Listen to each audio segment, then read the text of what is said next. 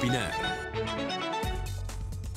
Qué gusto saludarle, ¿cómo está usted? Muy buenas tardes, bienvenidos a Para Opinar. Les saludo con muchísimo gusto, yo soy Raúl Frías Lucio. Hoy estaremos en Para Opinar con nuestros invitados, nuestros analistas de casa para poder tocar los temas que hoy están en coyuntura. Quiero saludar con mucho gusto a quienes estaremos en esta mesa y desde luego llevando sus puntos de vista. Saludo con gusto a Víctor Hugo Hernández. Víctor, ¿cómo estás? Te saludo.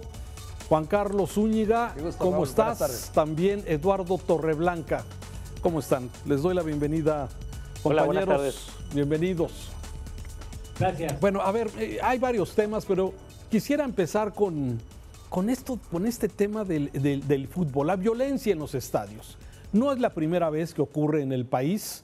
No es la primera vez que tenemos y vemos este tipo de enfrentamientos entre pandillas. Hemos visto muchas cosas a lo largo de la historia en los estadios y se toman medidas inmediatamente después de que se genera lesionados o lamentablemente hasta personas que han perdido la vida y se toman acciones, pero que al rato otra vez estamos exactamente igual. Sí, yo quisiera, no somos ninguno de nosotros somos especialistas en tema de deportes, pero sí en lo que es precisamente el análisis de esta violencia, de este problema que es un problema que afecta desde luego a muchísima gente y desde luego también como una de las principales actividades que también tiene que ver esto con el tema de la actividad económica. Así es que, Víctor, empezamos contigo. ¿Qué análisis haces hasta el momento? ¿Cuáles deberían ser las sanciones que se deben de tomar? Si es correcto lo que se ha sucedido, luego de que ayer vimos imágenes tremendas en donde se presumía que había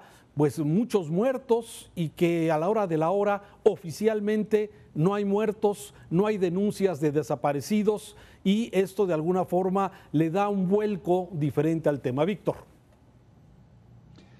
Raúl, te agradezco, claro. Mira, evidentemente todavía es increíble lo que pasa en este país en muchos sentidos, pero bueno, lo cierto es que a estas alturas todavía no tenemos una información completa de esta tragedia, de este hecho que se dio este fin de semana y en el cual se ponen en evidencia pues todavía muchas acciones que no sabemos exactamente bien sus consecuencias. Debo decirte primero que es cierto lo que tú dices, oficialmente no hay personas fallecidas.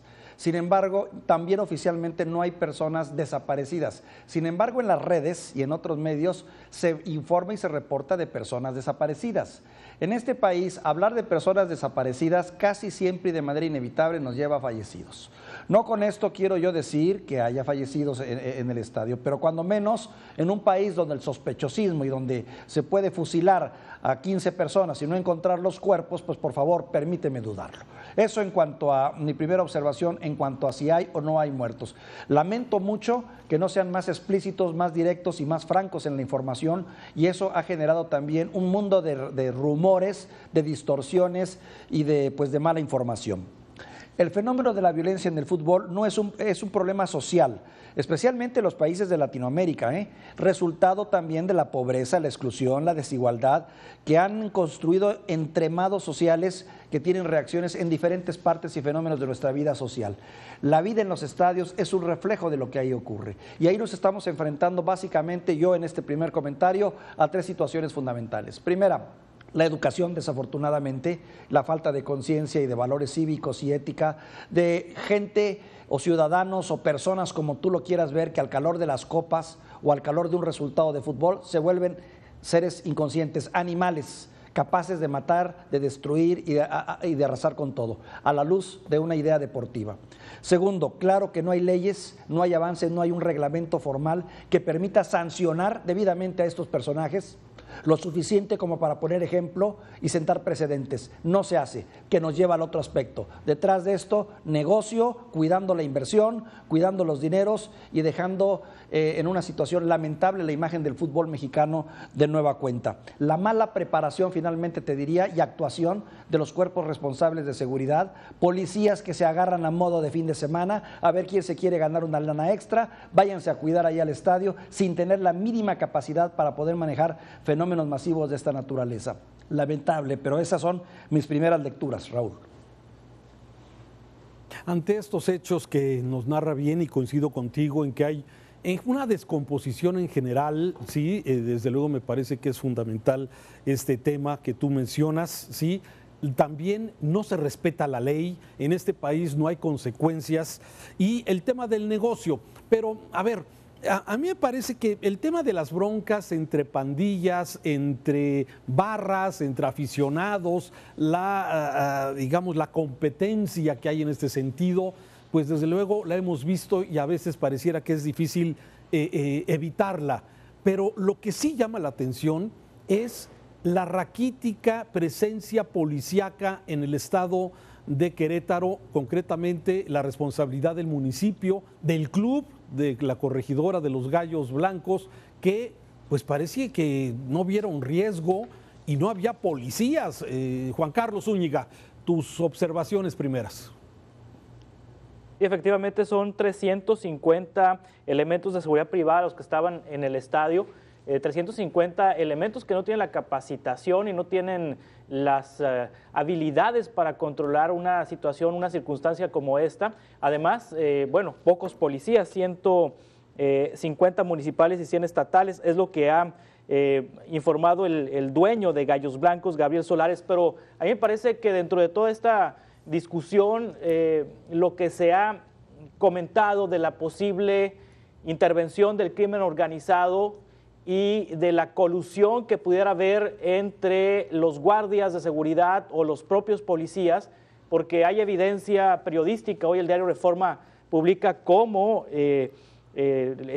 barristas tuvieron acceso a las personas, a los aficionados del Atlas para golpearlos y para perseguirlos, gracias a que se les abrió la reja, una de las rejas, y se les liberó de las púas que estaban impidiendo ahí que accedieran a este lugar, a donde estaban los aficionados, a donde estaban las personas seguidoras del equipo contrario, del equipo visitante. Entonces, creo que la parte donde se sospecha la intervención del crimen organizado le suma un nuevo ingrediente a nuestra pesadilla nacional, a nuestra situación nacional con el narcotráfico. También me hace pensar qué tan seguro es México en comparación con la guerra en Ucrania, si aquí un lunes nos amanecemos con la noticia de que hay, bueno, no se ha confirmado la cifra, hasta 17 fusilados en Michoacán, es lo que se ha mencionado, y el otro lunes amanecemos el fin de semana, el domingo, el lunes, con la noticia de que hay golpeados en un estadio y aparentemente pues mangoneados por integrantes del crimen organizado. Ahora, no es la primera vez que se vincula a este equipo Gallos de Querétaro, Gallos Blancos de Querétaro, con situaciones anómalas. Ya hace años se vinculó a uno de sus exdueños, ya no es el dueño actual, uno de sus exdueños con el narcotráfico y con el crimen organizado, y cómo se utilizaban equipos de fútbol para lavar dinero. Entonces me parece que si ya perdimos las policías, si ya perdimos los gobiernos, si ya perdimos la paz en los comercios, si ya perdimos la paz en las empresas, si ya perdimos la paz en muchos sentidos, vamos a perder la paz también en el entretenimiento. Perdón, Juan Carlos, pero no, yo no estoy de acuerdo contigo en ese sentido, perdón que haga mi comentario, pero es cierto, el crimen organizado se ha infiltrado en muchos cuerpos policíacos locales, municipales, ya lo hemos visto en otras ocasiones, pero más bien yo veo esto con ciertas miras de distracción, más que querer decir, y de justificación, porque hoy en día en este país, cuando no puedes resolver un problema o tratas de justificar un acto como este, pues lo más cómodo y fácil es decir, es que el crimen organizado ya se metió y como tal, pues yo no tengo nada que hacer o es poco lo que tengo que responder. Creo que estamos, no sé, tú tendrás más información que yo en este sentido, pero yo la percepción que tengo es que eso es más bien un pretexto o una cortina de humo para tratar de esconder la ineptitud, la ineficacia y la corrupción. Sí, bueno, y también llama la atención que Querétaro es uno de los estados en este sentido. Sí, que Querétaro es uno de los estados líderes en el país en muchos temas, en los rankings de calidad de vida, en los rankings de gobiernos que eficientemente manejan sus presupuestos, en los rankings de servicios públicos, en los rankings de inversión extranjera, en los rankings de producción manufacturera o de productos de exportación. Querétaro es líder. Y me llama la atención la contradicción que hay hoy con este caso, con autoridades completamente pasmadas, como si no fuera Querétaro, Querétaro. Así es. A ver, Eduardo Torreblanca, se han expresado varios puntos de vista. Víctor, Juan Carlos, ¿cuál es tu visión? Mira, lamentablemente el narco se ha ido infiltrando en la mayor parte de las actividades nacionales. Ha permeado el tejido social, por supuesto el económico y sobre todo el político. Y me parece que esta es una de las expresiones más claras de cómo el narcotráfico, la delincuencia organizada, tiene cooptados las actividades ciudadanas, inclusive la del divertimento, como aquí se ha llegado a mencionar. Y no se trata de incapacidades de las autoridades, que evidentemente existen. Esas incapacidades han dado muestra la falta de posibilidades de enfrentar ese tipo de contingencias. Pero es evidente que esas barras tienen un patrocinio. Y si no la tienen de los cuerpos directivos de los equipos, que también son corresponsables de lo que sucede con esas barras, porque los financian de una manera u otra, sí son corresponsables al saber que varios de esos miembros de las barras que les apoyan han sido señalados claramente como líderes de grupos delincuenciales, ¿no? O sea, hace pocas semanas, según entiendo, yo no soy aficionado a las lides balompédicas, se desarrolló en Abu Dhabi un evento un campeonato de clubes de todo el mundo, en donde Monterrey tuvo yo no sabía esto que les estoy mencionando, tuvo un juego contra un equipo egipcio, y resulta que en el hotel en donde estaban hospedados los miembros del Monterrey aparecieron unas hieleras con el logotipo de Oxxo, esas hieleras de Unicel, en el interior con las fotografías de las cabezas de directivos y del entrenador, del Vasco Aguirre, con las fotografías simulando que habían sido golpeados y con sangre como si los hubieran decapitado. Y lo mismo sucedió en Monterrey. Hubo desplegados en los puentes peatonales señalando lo mismo, que el Vasco da asco, con signo de pesos en lugar de eses, de los directivos y el entrenador con cercenadas las cabezas. Es el clásico estilo en el que opera el narcotráfico. Entonces, estos jóvenes, y a veces no tan jóvenes, acostumbran dirimir así sus diferencias. Y sabían en Querétaro que iban a ir miembros del equipo, miembros que apoyan al equipo del Atlas, que son al parecer miembros también de un grupo delictivo organizado en Jalisco. Y entonces dijimos, pues es el momento de cerrar cuentas, ¿no? De hacer cuentas. Y es posible que hayan buscado distraer la atención, si lo quieres ver de esa manera, pero se les salió de las manos. Y este asunto ya tiene alcances internacionales. Y yo creo que la industria del fútbol es corresponsable de que esto suceda. Y no pueden decir que no, y no pueden decir que están sorprendidos por lo que sucedió, porque ellos saben a quiénes patrocinan.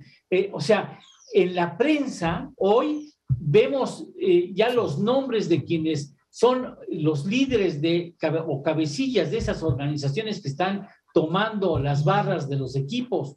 Y no me digan que no saben quiénes son, o sea, saben perfecto, nombre y apellido, saben en dónde se dedican, cuál es el giro de negocio principal que tienen, y la autoridad lo sabe, y esas personas no van a ser detenidas. Pero no los ¿Saben persiguen? por qué?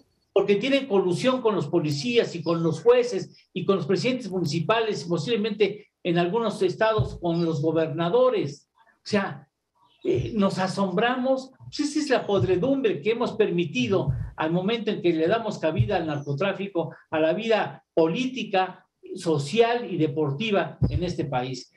Lo que mejor haría la Federación Internacional de Fútbol es retirarlos del Mundial, a ver si así entienden quienes se andan regalando boletos y boletos para viajar a Abu Dhabi, porque no me digan que los boletos para ir a Abu Dhabi son baratos, ¿no? Son por lo menos 40,000 pesos de ida y regreso, más el hotel, más la alimentación. Bueno, yo no puedo hacerlo, y me dedico a la vida legal. Quizás esté equivocado al dirigirme a una actividad totalmente normal. A ver, entonces, o sea, Eduardo y Juan Carlos coinciden en que el crimen organizado. Hoy el gobernador Mauricio Curi dice que él no cree esa versión del crimen organizado, él cree el enfrentamiento de las pandillas y este tema. Pero para no atorarnos y terminar con el tema, si les parece, ¿cuál debe ser la sanción? A ver, tú dices castigar a México, castigar a la afición para que no participemos en los diferentes eventos. Sí, no estoy seguro que esa sea la mejor alternativa, pero bueno, es tu punto de vista, Eduardo. Juan Carlos, ¿tú qué piensas? ¿Cómo debe sancionarse esta conducta? Desde mi punto de vista, el club tiene una gran responsabilidad y el municipio concretamente, que es el que da la licencia y el que autoriza y ve qué tipo de riesgo tiene el juego o el juego que se llevaría, y debería de exigir al club la contratación de elementos policíacos, no solamente gente de relaciones o para que te pidan que te pongas el cubrebocas, gente que sepa, que tenga capacitación para poder hacer frente a una situación como la que vimos. Sí, bueno, en primer lugar, ¿cómo se debe sancionar esto? Metiendo a la cárcel a los responsables, investigando y aclarando cómo ocurrieron los hechos y llevando a proceso a los responsables de estas riñas, de esta riña campal que hubo en el estadio de Corregidora de Querétaro. En primer lugar, eso. En segundo lugar, sí, un castigo ejemplar al equipo, pero sin afectar a la afición, sin afectar a los jugadores, porque finalmente ni la afición ni los jugadores tienen la culpa de las omisiones de la directiva y de la Federación Mexicana de Fútbol. Entonces, yo iría por un castigo ejemplar, quizá económico, no sé de qué manera, a lo mejor que tenga que vender el equipo, el actual dueño, en fin, quitarle el equipo y dárselo a otra persona, pero no castigar a la afición, porque finalmente, ¿qué culpa tiene la afición? ¿Qué culpa tienen los jugadores del equipo? Que de hecho estoy leyendo una nota en Reforma que están amenazados los jugadores del equipo Gallos Blancos y el técnico también amenazados, que ellos estuvieron ayudando a rescatar personas, a liberar personas, y ahorita como respuesta han recibido amenazas en redes sociales con el riesgo de que esto se cristalice. Entonces, y también, ya lo tomó Mikel Arriola la decisión de prohibir la entrada de barras contrarias a los estadios para evitar estas confrontaciones. Pero sí, yo me iría hacia a la directiva, a los dueños de los equipos de fútbol, en este caso el dueño del equipo de fútbol, y hacia la Federación Mexicana de Fútbol, pero cuidando la afición y cuidando a los deportistas. Claro, fíjate que, a ver, de estas escenas que vimos tremendas, de gran cobardía, de agarrar 4 o 5 monos a una persona tirada, aplastarle la cabeza, clavarle la varilla en el ojo, todo este tipo de cosas, pero también hay otras imágenes que muestran, sí, esa solidaridad, donde ves a gente de Querétaro, sí, protegiendo a la gente del Atlas, a familias del Atlas. O sea, ha habido muchas muestras. Yo creo que este tipo de hechos a veces nos muestran las dos caras, ¿no? La cara de la cobardía en plenitud, sí, y también por otro lado gente que se muestra muy interesada en mantener el orden y proteger a la víctima. Pero para terminar, Víctor, este tema también, ya sabes que nos gusta polarizar todo, tiene que ver el ambiente de polarización que vivimos desde la política, tiene que ver con esto. ¿Tú ves alguna relación? Porque ya sabes, Epigmenio ya dijo que era culpa del PAN y luego los otros dijeron que pues es lo que desde la misma atril presidencial se está generando. A ver. Bueno, esto ya es darle una lectura política, y ya ves cómo los políticos son oportunistas y buscan agarrarse de cualquier causa para tratar de criticar al opositor. No, yo por el lado político no lo veo, pero sí lo veo por lo que tú señalas, Raúl. Es cierto, vivimos tiempos muy complicados de polarización social, en la que por quítame estas pulgas eres capaz de hacer cosas que antes pensabas que no las ibas a hacer. Y más cuando si tienes una educación pobre o limitada y tus reacciones pues son a la vuelta del alcohol o de alguna droga y estás en un evento de estos masivos donde se exacerban las pasiones y los sentimientos. Sigo pensando que tiene mucho que ver con la educación, sigo pensando que tiene mucho que ver con la confianza. Somos eso como pueblo mexicano.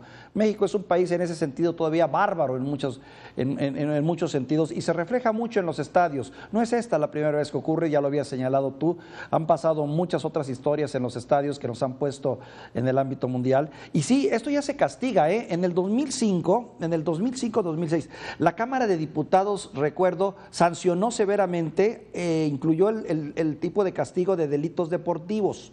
Y aquí se habla de, pues pienso que es extremoso decir, es que hay que quitarle el club al propietario, es que hay que desaparecer el club. Yo creo que hay grados de responsabilidad. Cada quien tiene su grado de responsabilidad. Decía Juan Carlos, es que la afición no tiene la culpa. No. O sea, que a mí dicen que no, al contrario, con una posición del panismo para poner en jaque que le echen la culpa a Andrés Manuel López Obrador. Pues por supuesto que todo es política. Y sabes que esto es un negocio, más que ser un deporte, es también un negocio. Y quienes son principales responsables de que eso suceda son los dueños de esos negocios, que financian esas barras, que saben quiénes están liderando esas barras, que saben perfectamente bien o deben de saberlo, que son en muchos casos delincuentes, no todos, por supuesto, y que aún así les siguen dando y regalando boletos.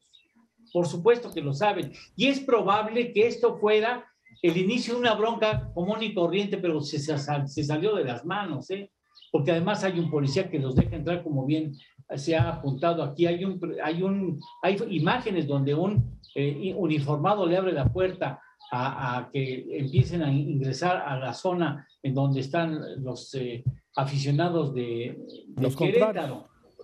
Sí, debe de haber mira, tú quieres salvar el mundial, entonces el castigo tiene que ser ejemplar.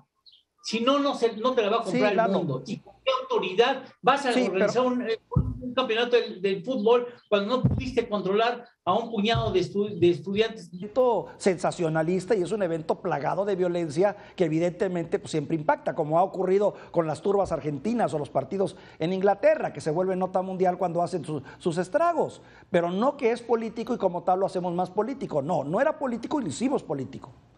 Nomás permíteme una cosa rápido, Raúl. Bien. Si nosotros hemos visto a 17 ucranianos fusilados, a civiles ucranianos fusilados por la tropa rusa en suelo ucraniano, será un escándalo mundial, maestro. Pero fue en Michoacán. Y aquí, ¿qué decimos en México? Que eso está en la violencia. Y se acabó. Se acabó el problema. Vamos a hacer una pausa, vamos a regresar de inmediato ahora con el tema de las repercusiones de la guerra. Primero nos dijeron que no había repercusiones, que no iba a llegar repercusiones, y hoy la gasolina está en 24.39 y en 22.09. Regresando.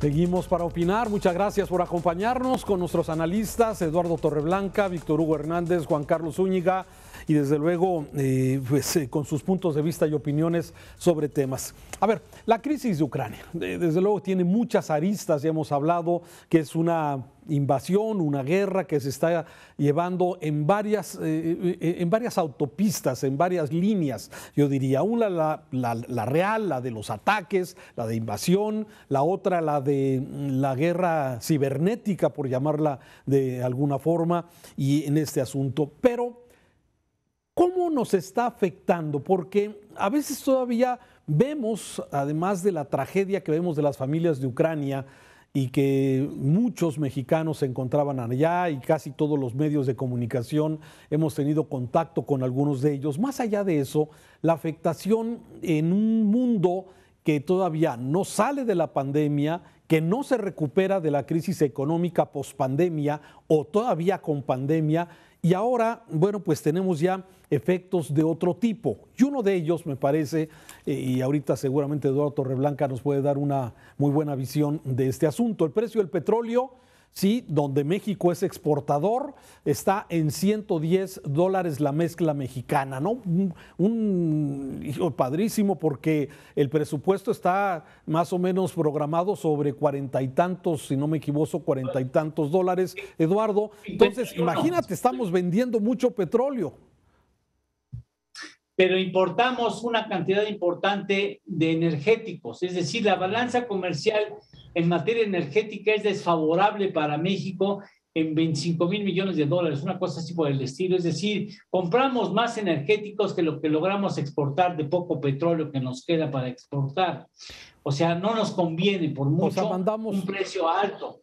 No, porque nosotros compramos prácticamente el 85% de las gasolinas, de los combustibles que necesitamos. Compramos el fertilizante, fundamentalmente de Rusia, llega casi el 30% del fertilizante que necesita el campo mexicano y ha aumentado 300% a raíz del conflicto. Desde antes de que estallara la guerra entre Rusia y Ucrania, más bien la hostilidad bélica de Rusia contra Ucrania, ya había habido muestras de nerviosismos en los mercados, ya había movimientos de capitales y había aumentado el precio del petróleo ante la expectativa de que se iniciaran las hostilidades bélicas. Y ahora, entre más tarda o no se ve claro por dónde puede ser la solución, los precios avanzan. Hoy, en la madrugada de hoy, el precio del petróleo subió por encima de los $125.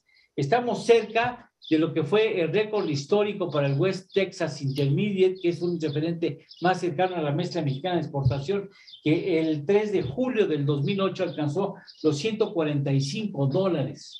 Y la mezcla mexicana andaba más o menos como los $132.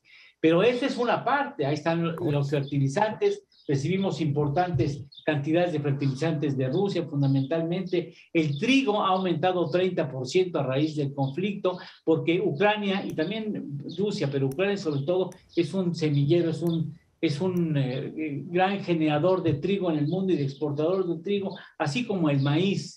Y eso va a implicar presiones inflacionarias en todo el mundo. Por el simple hecho de que el petróleo sea más caro, la maquinaria productiva de todo el mundo se mueve a partir de energéticos.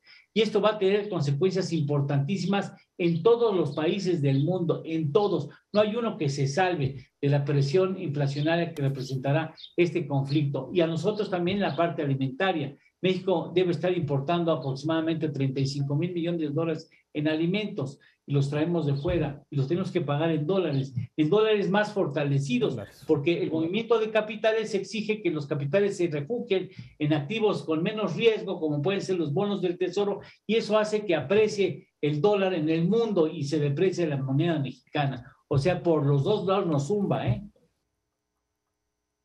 O sea, por los dos lados nos pega. Entonces, a ver, explícanos esto del impuesto especial sobre producción y servicios, el IEPS, porque hoy en la mañana el delegado, el procurador del consumidor, pues dice es que ya no se le va a meter impuesto a la gasolina. Sin embargo, hace un rato todavía tomé una fotografía de la gasolinera de aquí de la esquina y decía la gasolina magna en 22.09 y la gasolina premium en 24.39. ¿Sí? Si nos vamos a los precios de enero del 2018, ¿sí? Cuando es enero del 2019, cuando empezó precisamente esta administración, estaba en 18.52 la magna y 19.12 la premium.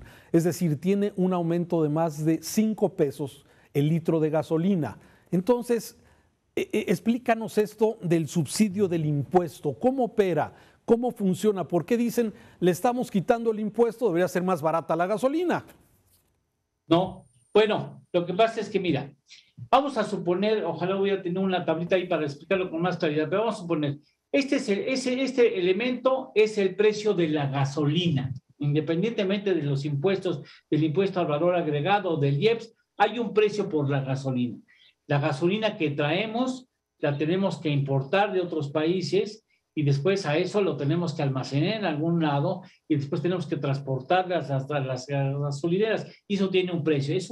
La forma de calcular el precio de la gasolina es muy sofisticada, hay cerca de 12 elementos que intervienen. Bueno, si el precio de la gasolina es corto, es barato, entonces el gobierno aplica el IEPS, el Impuesto Especial sobre Producción de Servicios, que en términos generales, digamos, es 5 pesos por litro, aproximadamente. Bueno, pero si el precio de la gasolina internacional, mundial y por ende en México crece, entonces ya no hay margen para cobrar tanto IEPS, porque el gobierno se ha comprometido a que no haya un incremento más allá de lo que dictó la inflación el año pasado, en este caso 7%.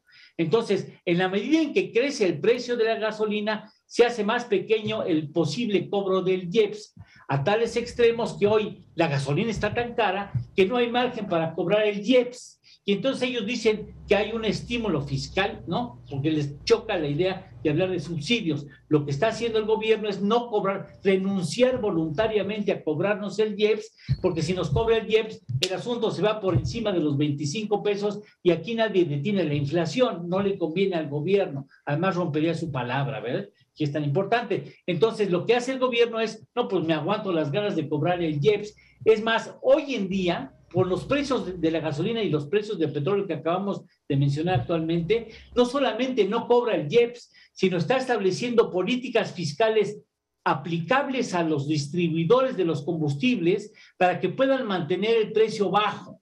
Es decir, ya está sacrificando también dinero.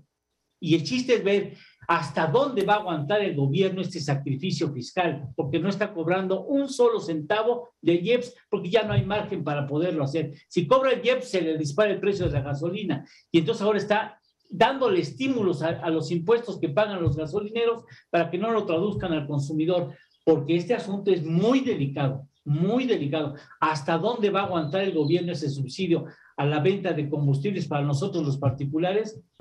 A eso habrá que ver, pero entre más dure el conflicto, mayor será el sacrificio fiscal que tenga que hacer el gobierno mexicano y muy posiblemente otros gobiernos. ¿Cómo puedes explicar que en Alemania ahorita el precio de la gasolina equivalente a la Magna está sobre los 40 pesos por litro? Por litro. En Los Ángeles está a 30 pesos mexicanos por litro. Hay un subsidio. Bueno. Entonces, a ver, Juan Carlos, ¿estaba recibiendo el gobierno menos dinero porque no está metiendo IEPS, no está cobrando impuesto, está pagando más por las importaciones? Sí, entonces, sí. Juan Carlos, tu visión del tema. Sí, justamente el petróleo ha subido el costo del petróleo a nivel internacional 60%. Nosotros somos un país petrolero, vendemos petróleo, pero importamos, como decía Eduardo, gasolina, porque no tenemos la capacidad de refinar el petróleo, no tenemos la capacidad de producir nuestros propios combustibles. El crudo sí lo vendemos, el petróleo sí lo vendemos, sí hay un ingreso extraordinario para petróleos mexicanos, pero en la balanza eso no pinta absolutamente porque el 85-90% de los combustibles en nuestro país vienen del extranjero y bueno, el precio de la gasolina tiene relación con los precios internacionales del petróleo y si están por las nubes los precios internacionales del petróleo, al momento de convertir ese petróleo en gasolina, pues el precio que se le vende a México es elevado. De hecho, ahorita la gasolina es más cara en otros países del mundo, ya lo decía Eduardo. En Estados Unidos están pagando más o menos lo mismo que se está pagando en México los consumidores mexicanos.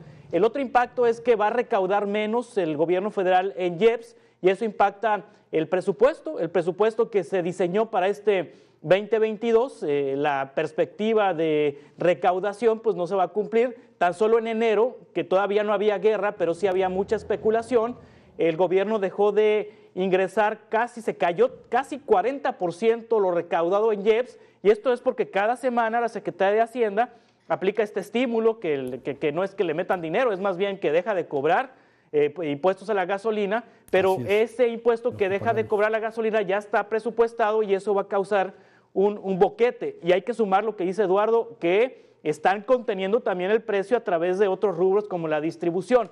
¿Hasta cuándo van a aguantar las finanzas mexicanas? Pues sería interesante saberlo, dado el compromiso que hay de recursos públicos para los programas sociales, por ejemplo, y para las obras. Ahora, bueno, Dos Bocas se supone que es para contrarrestar este tipo de situaciones. Es decir, México ya está haciendo algo, cuando menos, para producir sus propios combustibles. Entonces, de acuerdo con lo que nos dices, tiene razón el presidente al enfocarse a la construcción de una refinería, sí, para poder de alguna forma procesar las gasolinas y no comprarlas a precios internacionales. O sea, con esta lógica que estamos viendo, ¿tendría razón el presidente, Víctor? Bajo esa óptica y bajo esa lógica, sí. El asunto es que todo es a según, ¿no? Porque finalmente no estaremos llegando tarde para cuando se ha sabido que no necesariamente la mejor inversión es en este momento en refinerías, cuando el mundo corre cada vez más para cambiar sus formas de obtener energías limpias, por ejemplo. O sea, si lo ves desde una perspectiva nacionalista y patriotera y de independencia y de autonomía, pues podríamos pensar que sí, que de hecho es así como lo vende el presidente. Pero la verdad es que en la realidad, bueno, los estudios que se han hecho hasta ahora demuestran que tal vez llegamos un poco tarde a ese mercado para querer hacer más refinerías. Cuando el mundo está desechando las refinerías y todo está cambiando hacia otro tipo de energías. Esas son dos lecturas que yo le doy. Por otro lado, lo que a mí me preocupa de esto, que bien ha explicado Lalo y bien ha enfatizado Juan Carlos, es cierto, finalmente, bueno, ¿de qué nos sirve? Pemex crece, pero finalmente los mexicanos nos vemos abatidos por el precio de la gasolina y con ello un proceso inflacionario muy complicado, porque no solo es la gasolina, de aquí se nos viene una larga cadena de aumentos en mucho otro tipo de insumos, y me preocupa más aún que esto pueda servir como una justificación para no poder llevar a buen puerto proyectos del gobierno federal y que después digan, pues ya ven, de nueva cuenta, los problemas vinieron de fuera y yo no tuve más remedio más que pues fallar. Eso es lo que temo.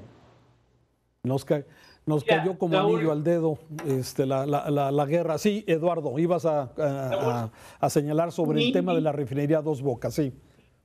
Ni con Dos Bocas seremos autosuficientes. O sea, ni con Dos Bocas.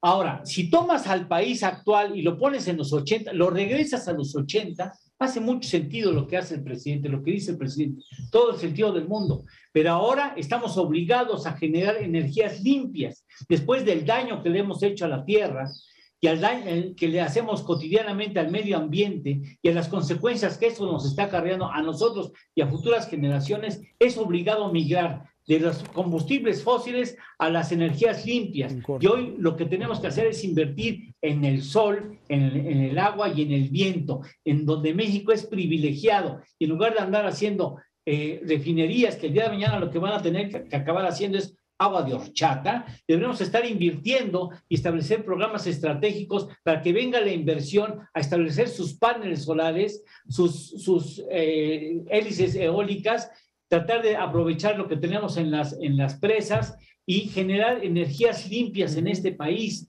Es lo que tenemos que hacer. Ya las refinerías van en desuso. Ahora, si le urgía tener una refinería, lo hubiera comprado. Hay decenas de refinerías en la venta hoy en el mundo. Las compras. ¿Qué te interesa dónde estén? Son como Deer Park. Pero se compró una, ¿no? Pues la de Texas. O sea, ahí está. Sí, bueno, ahí está. Vamos a dejar este tema de momento. Me parece que, bueno, oye, así Raúl, están las cosas. Raúl, y bueno, contradice. Se compró la de Texas, sí, pero lo que no se ha analizado, y al menos yo no alcanzo a entender, es esa gasolina que sale de los Estados Unidos, ¿cómo va a entrar a México? ¿Libremente? Sí, ¿se le van a cargar impuestos especiales? ¿O qué va a pasar? Sí. Porque finalmente es una importación, ¿no? Creo que Lalo sabe más del tema. No, pues sí, evidentemente tienes que pagar los derechos y los impuestos correspondientes a la importación. Lo que pasa es que compraste a una centenaria, porque es una planta que tiene más o cerca de los 100 años de vida, para tratar de refinar ahí el crudo pesado que tienes o lo poco ligero que tienes, te haces cargo de un pasivo importante que tiene esa refinería y le hiciste el favor a la Shell que de haberte quitado un problemón porque ya no se ve qué hacer con esa posición, que tienden a perder valor por la dinámica mundial que está dándole la espalda a las energías fósiles por necesidad de la que ya hemos hablado, ¿no? Sí, Juan Carlos. Ahorita, bueno, pareciera que lo único que ha invertido el gobierno federal es en Dos Bocas, ¿no? Está una planta solar enorme, la más grande de América Latina, que estará en Puerto Peñasco para producir energía eléctrica. Está también el tema del litio, donde el gobierno mexicano le ha puesto la atención a a ese recurso natural que tenemos en yacimientos y que, bueno, se está en etapa de exploración, pero en algún momento habrá etapa de explotación y que tiene que ver también con las energías limpias, porque con el litio se hacen las baterías de los autos eléctricos y de todo lo que va a funcionar con electricidad en el futuro. Pero todavía, en tanto llega ese futuro, pues todavía vamos a consumir gasolina, todavía vamos a consumir diésel, todavía vamos a consumir fertilizantes, todavía vamos a consumir todo eso. Creo que, pues, en tanto el gobierno trabaje en todas estas vías, estará haciendo lo correcto. Pues que lo diga el futuro, que lo digan los datos futuros, a ver si estaba en el renglón correcto. Ya lo dirá el futuro. Sí. A ver, es que es interesante. Dice Juan Carlos, está invirtiendo en este gran parque solar allá en Sonora. Pero por otro lado tenemos la advertencia, la amenaza de esta iniciativa de modificar la reforma de la industria eléctrica que va cancelando, va perdiendo la confianza en los... Vamos a ver cómo queda, pero bueno, por lo pronto es algo de lo que se ha dicho, se ha argumentado que no se estimula la inversión de energías limpias y al contrario. Ya veremos cómo queda esta propuesta, pero por lo pronto ya acabaron estos foros. Déjenme pasar rápidamente a otro tema porque no quiero dejar de tocarlo. Han pasado 5 semanas en donde salen escándalo tras escándalo. Primero el hijo del presidente López Obrador con Baker Hughes, luego que lo contrata Vidanta, luego sale el tema del abogado Collado que quiso ser extorsionado según se dijo por parte de la oficina de la consultoría de la consejería de la presidencia. Ahora sale el tema de Gert Manero con unas llamadas que involucran posible tráfico de influencias y de intervención de poder en el Poder Judicial. O sea, me parece, son escándalo tras escándalo tras escándalo. A ver, empezamos contigo, Juan Carlos. Sí, digo, a mí me parece muy delicado que se ha vulnerado la independencia del Poder Judicial, es decir, me parece muy delicado que se haya filtrado al Procurador General de la República, al Fiscal General de la República, el proyecto de sentencia que tiene que ver con un asunto familiar, con un asunto de su vida privada, con un asunto que tiene que ver con un proceso que le sigue a su ex cuñada y a su sobrina, quien era pareja de su hermano. Gert piensa que la expareja de su hermano lo asesinó y con la colaboración de la hija de esta señora, inclusive pues hay una persona en la cárcel en ese sentido y también hay una persona de más de 90 años que estaría en riesgo de perder su libertad.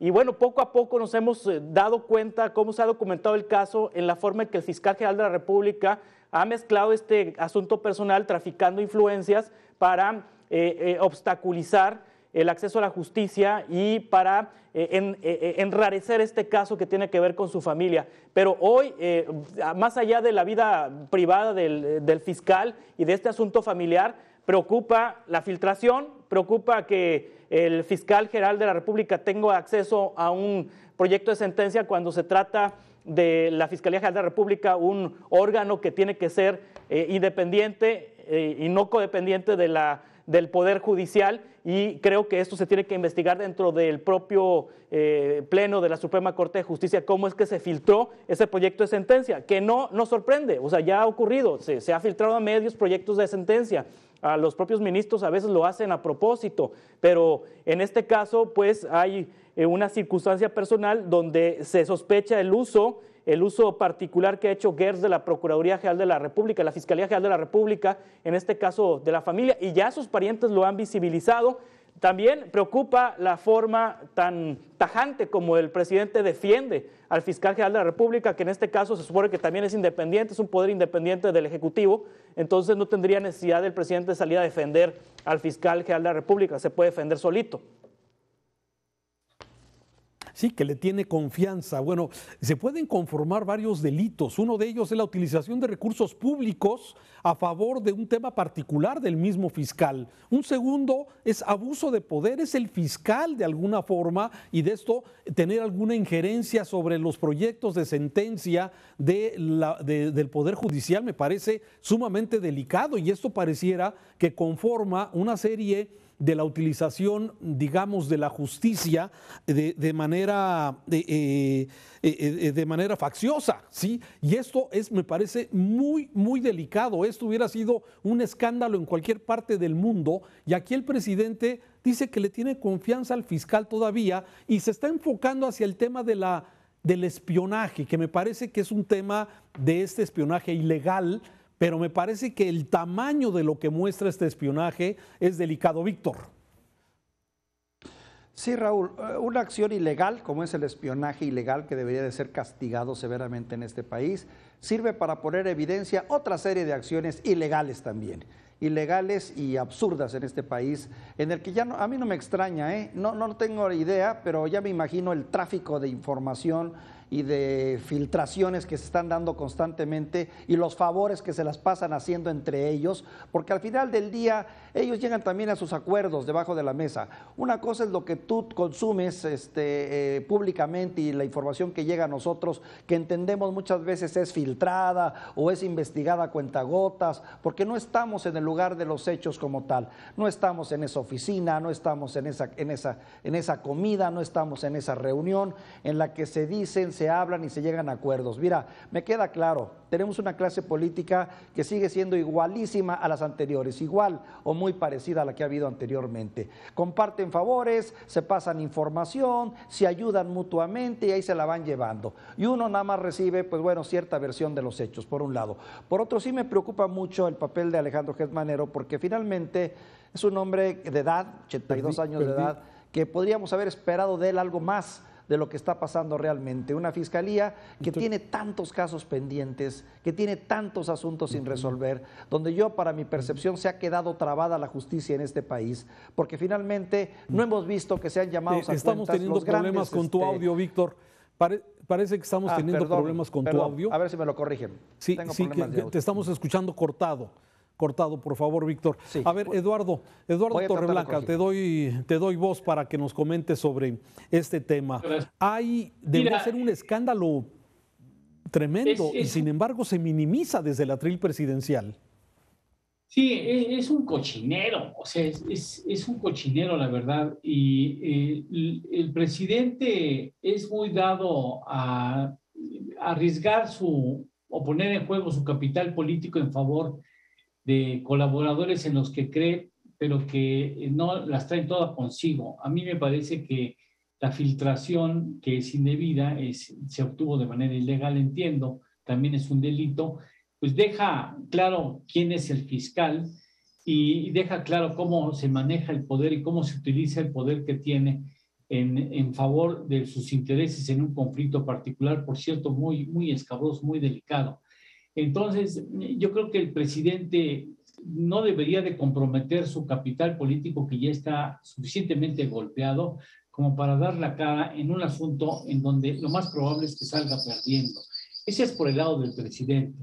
Y por el otro, yo creo que si tuviera un 10 centímetros de vergüenza, un funcionario al que se le ha descubierto eso, lo primero que tendría que hacer en favor de no lesionar a los intereses de su jefe y de la nación en su conjunto es retirarse hasta que las cosas tomen su dimensión correcta y ponerse a manos de la justicia para que determine hasta donde sea necesario qué acción se toma en contra de él si es que cometió algún delito. Pero por lo pronto digo, híjole, es un cochinero. Y la verdad es que yo siento como mexicano, y lo lamento ciertamente, aunque no le voy precisamente, no soy fanático del presidente, yo lamento que al presidente actualmente les esté golpeando tanto las circunstancias que lo rodean, porque eso no favorece la idea de un presidente fuerte. Y creo que tenemos que llegar al final del sexenio con un presidente pues íntegro, ¿no? Y no tan golpeado, y porque eso finalmente deprecia el activo que pueda tener México ante la comunidad de países, otros países del mundo.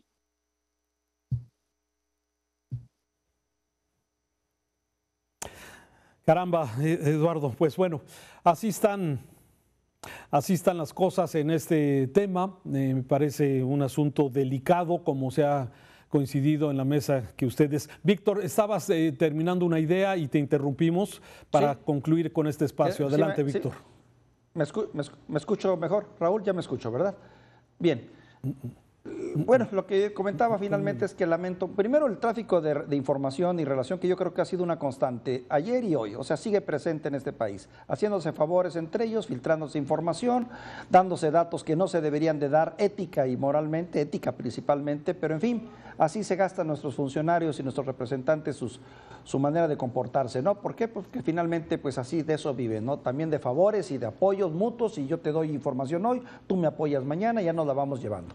En fin, es un acto de corrupción ese, indudablemente. Y el otro, finalmente te digo que lamento que el señor Gertz Manero, siendo un hombre de 82 años de edad, con una, digamos, entrando en la etapa final de su vida, por lo menos de su vida productiva como funcionario, esté dando tan flacos resultados en cuanto a lo que es el resultado de la Fiscalía. Porque finalmente no tenemos en la cárcel a gente que debería de estar en la cárcel, que al menos ante la opinión pública o periodísticamente hablando, de acuerdo a las informaciones, debería de estar en la cárcel y no lo está. No se han concretado investigaciones que deberían ya estar hechas, se ha alargado mucho esto, en fin, lamentable. Así es. Gracias, Víctor. Vamos a hacer una pausa, si me lo permite, y regresamos para terminar este programa para opinar.